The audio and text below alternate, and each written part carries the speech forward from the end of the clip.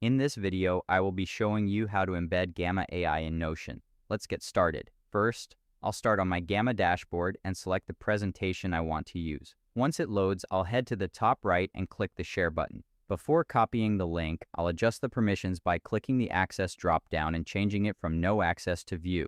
Now I can click Copy Share Link at the bottom and the link is saved to my clipboard. Next, I'll head over to my Notion workspace.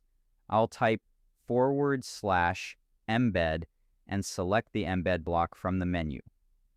I'll paste the link into the URL field and click the embed link button. The presentation will take just a moment to load. Now the interactive layout is visible right here in Notion.